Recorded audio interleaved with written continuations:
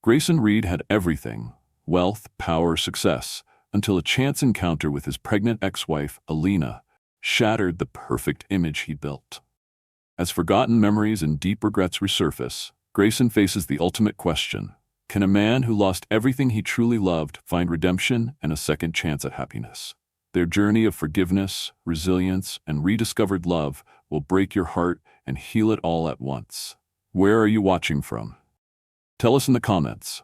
And don't forget to subscribe for more unforgettable stories like this one. The city shimmered under the velvet night, its skyline dusted in gold as Grayson Reed's limousine pulled up to Lumiere, the most exclusive rooftop restaurant in town. Inside the car, the muted glow of the city lights danced along the sleek surfaces. Grayson adjusted his cufflinks with practiced ease, the flash of his platinum watch catching the soft overhead lighting. Beside him, Sienna Brooks shifted in her seat, the sequins of her sapphire dress sparkling with every graceful movement. She looked perfect, polished, poised, every bit the glamorous companion a night like this demanded. "I wonder if they'll have lobster bisque," Sienna mused, her voice light but edged with anticipation. "I've been dreaming about it all week." Grayson offered a small smile, the kind he reserved for public appearances. "If they don't, they'll make it happen. Tonight's about celebrating. You deserve whatever you want." The maitre greeted them with a wide, knowing smile, leading them through a sea of glittering patrons to a private table near the panoramic glass wall. The view was breathtaking. The city stretched endlessly, glittering under the stars, a testament to ambition and power, the very things Grayson had built his life on. Sienna leaned closer, her perfume enveloping him. "You always find the best places," she said, her fingers brushing his arm. Grayson nodded, feeling a rare flicker of satisfaction. Tonight wasn't just about the merger. It was about showcasing the life he had meticulously crafted. He had worked relentlessly to get here, to the top, and everything about this evening was a confirmation that he belonged here.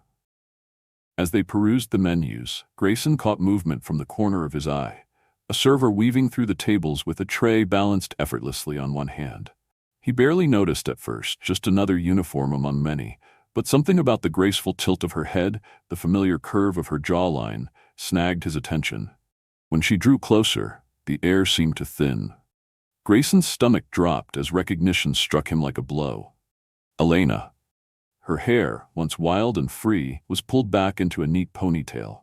Her black uniform was a far cry from the elegant outfits she used to wear when she owned every room she entered. She looked different, tired, shadows under her eyes, her body softer, but it was undeniably her, and she was pregnant. Grayson's breath caught in his throat as he stared, the room tilting slightly around him. Beneath the crisp apron, her belly was unmistakable, a gentle but certain swell against the fabric. A child, her child, their child? "Good evening," Elena said, her voice even, professional. "Can I start you with some drinks?" Sienna, oblivious to the electric tension that crackled between them, smiled brightly. "I'll have a glass of your finest Sauvignon Blanc." Grayson opened his mouth, closed it, then finally managed to say, "Water, sparkling." Elena's eyes met his for a fraction of a second, just long enough for a flicker of something to pass between them. Pain? Sadness? It vanished as quickly as it came. She scribbled their order without comment and disappeared into the crowd. Grayson sat frozen, the polished menu forgotten in his hands. His appetite evaporated. Around him, the clink of silverware and low hum of conversation faded into static. Sienna's voice broke through the haze. "Earth to Grayson," she teased lightly. "You've been weird since we sat down. Is everything okay?" He forced a tight smile. "Yeah, just tired, big week." Sienna returned her attention to the menu, but Grayson couldn't shake the image of Elena. Strong, proud Elena, reduced to waiting tables, pregnant and alone. His mind reeled with unanswered questions. How had she ended up here? Who was the father? Was she happy? Was she safe? When Elena returned with the drinks, her professionalism never wavered. Grayson watched her with a hollow feeling gnawing at his chest. He had everything he thought he ever wanted: power, respect, wealth. Yet seeing her again was like a punch to the gut, a stark reminder that some things once lost could never be bought back. And for the first time in years, Grayson Reed felt the faint, unsettling sting of regret. The limousine slid silently through the city streets, But Grayson barely noticed the blur of lights beyond the windows. His mind was trapped somewhere else, lost in a storm of memories he had fought hard to forget. The night with Elena replayed in jagged fragments, their laughter over cheap takeout in their tiny apartment, late nights spent dreaming aloud about the future, promises whispered between kisses. He remembered the pride in her eyes when he landed his first big client, the unwavering belief she had in him before the world did. He had chased success with a fevered desperation, convinced that building an empire would make them both happy. And for a while, it had. They had been partners, a team against the world. But somewhere along the way, the late nights at the office turned into missed dinners. The romantic weekends became rescheduled meetings, and Elena's soft voice asking for more time slowly faded under the roar of his ambition. The night she left was burned into his memory with cruel clarity. She had stood in their penthouse, framed by floor-to-ceiling windows, her suitcase by the door. She hadn't yelled, she hadn't begged. She had simply looked at him with tears trembling in her lashes and said, "I don't need this, Grayson. I just need you. And you're never really here." He hadn't known how to respond then. He had been too blinded by the belief that success would fix everything. That if he could just reach the next milestone, win the next deal, they would be okay. By the time he realized how wrong he had been, she was already gone. A sharp laugh from Sienna snapped him back to the present. She was scrolling through her phone beside him, oblivious to the turmoil brewing inside him. Guilt gnawed at him, sharper and more relentless with every mile they drove away from Lumiere. Away from Elena. At home, the penthouse felt sterile and cold, the gleaming surfaces reflecting a life built on appearances. Sienna poured herself a glass of wine and slipped off her heels, chatting about the Maldives trip she had been planning for them, but Grayson barely heard her. His mind was still at the restaurant, with Elena's wary eyes and the quiet dignity she wore like armor. "You're a million miles away," Sienna said finally, setting down her glass with a decisive clink. "Want to tell me what's going on?" Grayson hesitated, weighing his words. "It's nothing. Work's just been a lot." Sienna tilted her head, her expression sharp despite her smile. "Work, huh? Or does it have something to do with that waitress?" He stiffened, caught off guard by her perceptiveness. "I'm not stupid, Grayson," she said, her tone light but edged. "You looked like you'd seen a ghost." Maybe he had. "It's complicated," he said at last, knowing it wasn't enough. Sienna shrugged with studied indifference. "Whatever, just don't let it ruin our trip." But it already had. Grayson could feel it, an invisible fault line splitting open inside him, cracking the polished surface of the life he had built. For the first time in years, the celebrations, the accolades, the multi-million-dollar contracts felt hollow. Later that night, when Sienna had fallen asleep, Grayson sat alone in the living room, staring out over the city. His reflection looked back at him from the darkened glass, tailored, successful, and utterly empty. He picked up his phone, his thumb hovering over his contacts. It had been so long, too long. He had no right to intrude on Elena's life now, not after everything. But the thought of her, pregnant, exhausted, waiting tables, tormented him. Before he could stop himself, he found Lily's number. She had been close to Elena once. Maybe she still was. His thumb hovered, but he couldn't press call. Not yet. Instead, he closed his eyes and leaned back, letting the regrets wash over him like a tide he could no longer fight. Somewhere out there, Elena was fighting her own battles, building a life without him. And for the first time in a decade, Grayson Reed wasn't sure if he was the man he wanted to be, or the man she had once believed he could become. Grayson couldn't stay away. 2 nights after the disastrous dinner at Lumiere, he found himself back there, standing under the same glowing sign, hands buried deep in the pockets of his tailored coat. He had no reservation, no business excuse. Just a gnawing need he couldn't rationalize, a need to see Elena again. Inside, the restaurant buzzed with muted conversation and the clink of fine crystal. Grayson requested a small table tucked into a darkened corner, away from the main flow of guests. His heart hammered in his chest with every passing minute, scanning the sea of servers until he finally saw her. Elena moved with mechanical grace between tables, a tray balanced expertly on one hand, her posture proud despite the fatigue that clung to her like a second skin. The curve of her belly was more pronounced up close, a silent testament to the life she was nurturing alone. When she finally approached his table, her steps faltered just slightly.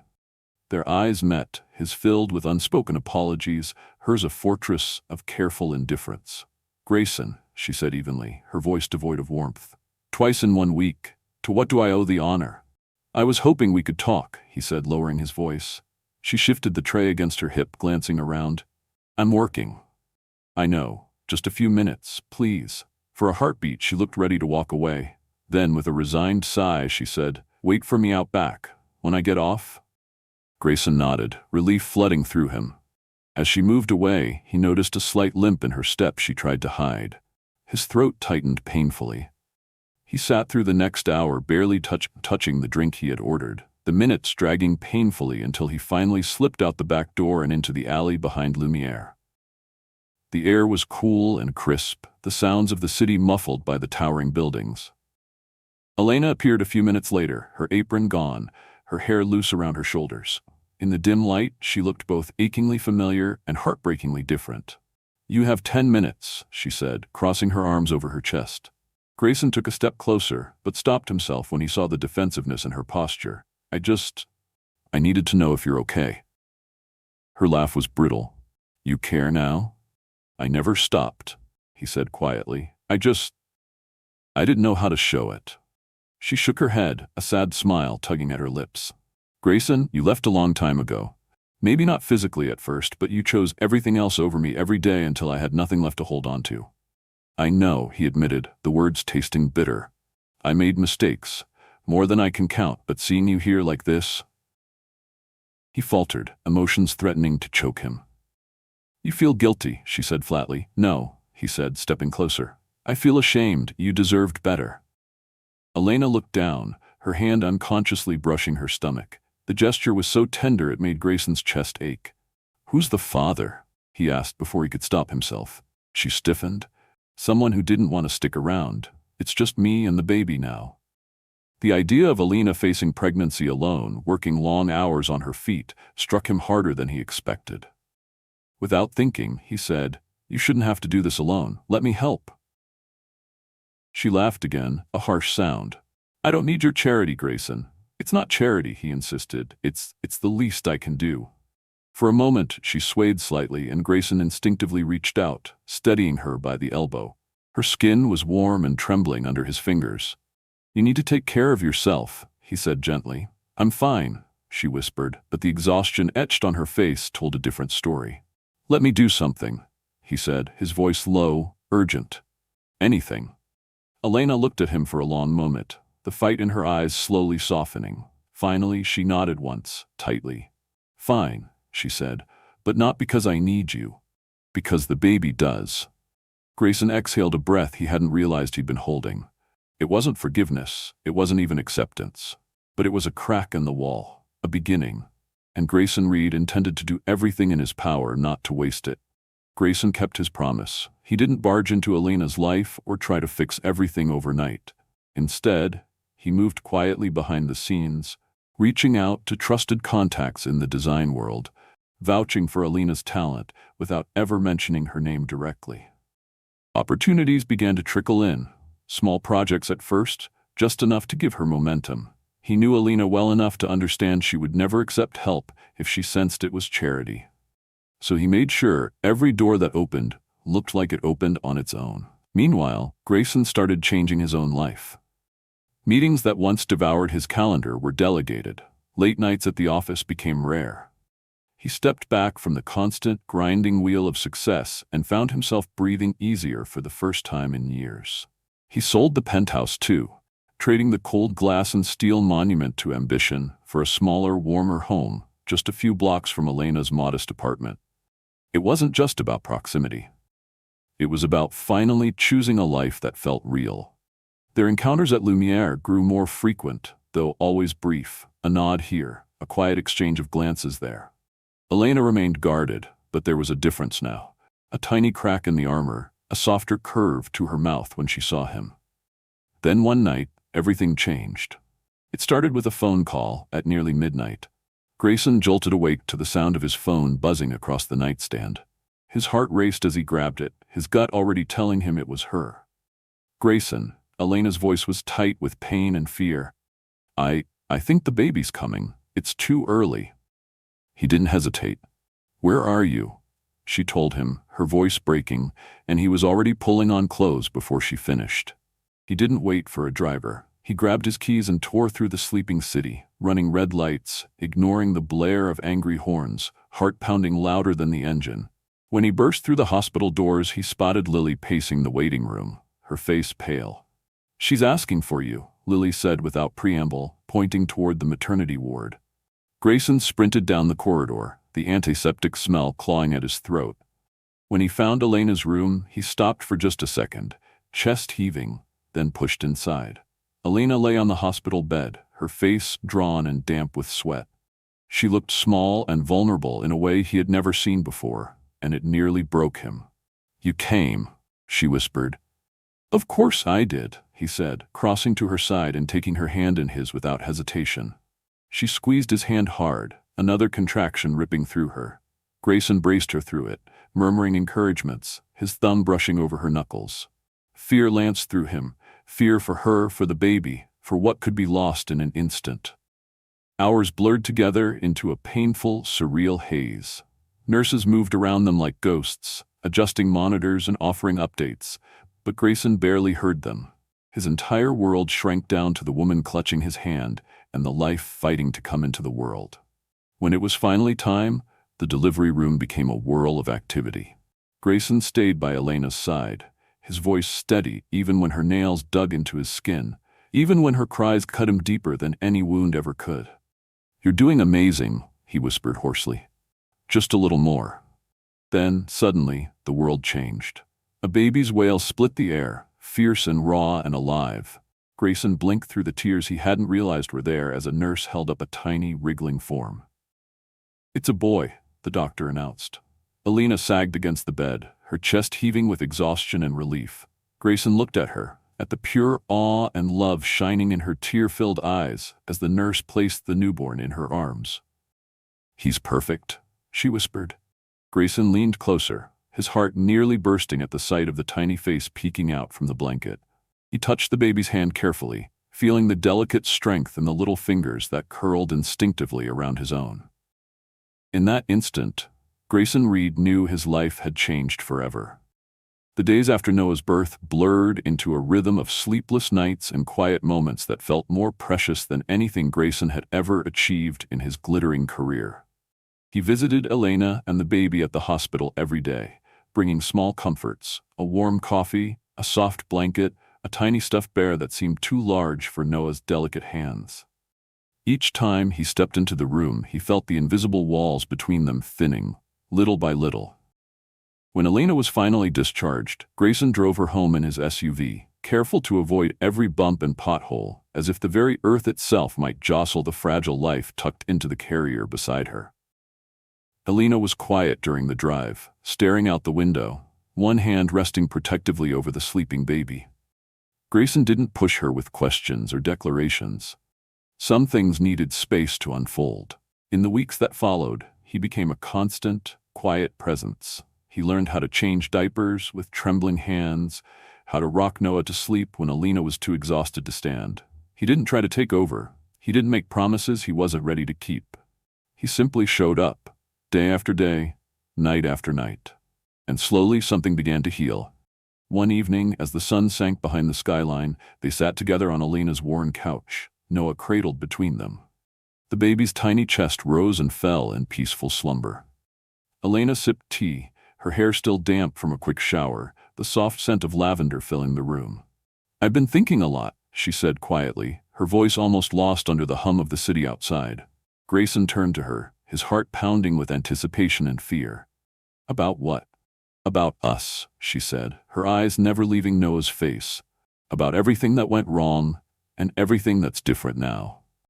Grayson swallowed, afraid to breathe too deeply, afraid to disturb whatever fragile thing was blooming between them. "You're not the same man I left," she said after a long moment. "I can see it. You're softer, stronger too, in a different way." He reached out slowly, his fingers brushing against hers. I had to lose you to realize what really mattered, he said. I'm not proud of that, but I'm proud of who I'm trying to become. Elena finally looked at him, really looked, and in her gaze he saw the reflection of the man he hoped to be. Not perfect, not finished, but worthy of a second chance. I want to try, she said, her voice steady despite the tears brimming in her eyes. Not for the sake of the past, for the sake of what we could still build, for Noah. Emotion choked Grayson's throat as he squeezed her hand gently. I want that too, more than anything. They didn't rush into declarations of love. They didn't fall back into old patterns. Instead, they rebuilt, one brick at a time, honesty, patience, forgiveness. Grayson stepped back from his company permanently, naming a successor and choosing instead to invest his energy in community projects and supporting local entrepreneurs, inspired by Elena's resilience and creativity. He moved into a cozy townhouse a block from Elena's, close enough to be there when she needed him, but far enough to give her space. They spent lazy afternoons in the park with Noah, shared quiet dinners, and rediscovered each other not as the broken couple they once were, but as the people they had grown into. Months later, on a crisp autumn evening, they hosted a small gathering to celebrate Noah's 6-month milestone. Friends filled Elena's studio, laughter and warmth spilling out onto the sidewalk.